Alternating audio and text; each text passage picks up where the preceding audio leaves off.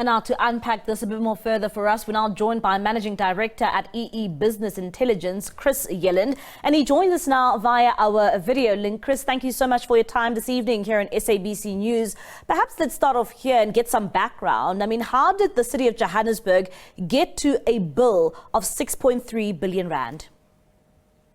Well, it's absolutely astounding that it should reach this level before people start paying attention. It is truly astounding, and I have heard nothing convincing by the City of Johannesburg that there is any merit in their claim that there are metering issues and metering inaccuracies and billing problems that have resulted in this. And it seems to me that they are procrastinating, they're in dire financial trouble, and they don't have the money to pay this bill. I mean, if this was a metering matter, which I find hard to believe, because there are things called a main meter and a check meter on Eskom's side, and there's a main meter and a check meter on the municipality side. And where there are discrepancies, they could and should be resolved quickly and immediately, and not left to escalate to the stage where legal action is being threatened, and when load reduction is being threatened. Load reduction simply means cutting off customers during certain hours of the day. It's a well-known technique that Eskom have been applying to its own direct customers, when there's overloading of a distribution network. So I have little doubt that this is an empty threat by Eskom, but it has having the desired effect, and that is to create a lot of bottom-up pressure from customers and their industry associations, as we've just heard, from chambers of commerces, etc., and also then from top down, from the powers that be. And we're seeing that the Minister of Electricity and Energy is now intervening and having meetings with the City of Johannesburg tomorrow. So this threat by Eskom, and I do think it is something of an empty threat, but it's having the desired effect of really putting people's attention on this problem, and so that it's not kicked down, the can is not kicked down the road as it has been doing for many years. And Chris, I mean, I remember speaking to you, many moons ago, a couple of years ago, when the City of Johannesburg had a billing crisis, and you are saying that this time around, you think that this has got nothing to do with the challenges that this municipality once faced.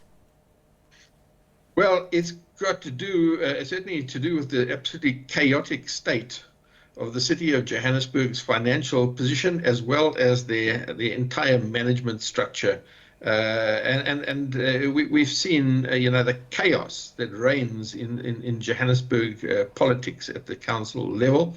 And it's a sign, I think, of administrative incompetence that it should reach this stage. But, they are claiming, City of Johannesburg are claiming that this is an Eskom billing and metering problem. It's hard to believe. How can this matter be resolved, Chris, particularly when you look at the likes of, residents in Soweto who have said for many years now that they would like a fixed rate for uncapped electricity? How do we resolve this crisis in the City of Johannesburg with a bill of this nature? Yeah, I honestly don't have the answers to that. And I don't think the minister has the answers to this, because actually this problem goes well beyond the City of Johannesburg alone. I mean, it was recently mentioned by the Chief Financial Officer at Eskom, Mr. Khalid Kasim, that municipal arrear debt on electricity payments to Eskom had reached the astounding figure of 90 billion rand, and that this arrear debt was increasing at between 1 to 1.5 billion rand a month. The bottom line is the municipalities, their metering systems, their own revenue collection systems are out of control. Many municipalities, certainly including the City of Johannesburg, but many others as well. Their whole revenue collection system is out of control. It was also reported recently to Parliament that in many municipalities, more than 50% of prepayment meters are not functioning. They have been bypassed or tampered with in one way or another, to the extent where they are vending free electricity to customers. And that is 50% of the meters in some areas. That means the situation is out of control. So to actually come up with solutions for Johannesburg, actually we need to look at this in a much wider context. The problems facing municipal finance and municipal management and skills and resources, to do some of the most basic functions that a municipality is expected to do. And the implications of, Eskom resolving to shut the lights out for the city of Johannesburg, one would say the ramifications of this, particularly at a time where many businesses are still reeling from the likes of load shedding, it will be quite dire. It will. It will certainly, if it comes to that. But as I say, I don't think it will come to that. I think this is all about bringing attention to this problem, and it's having that effect.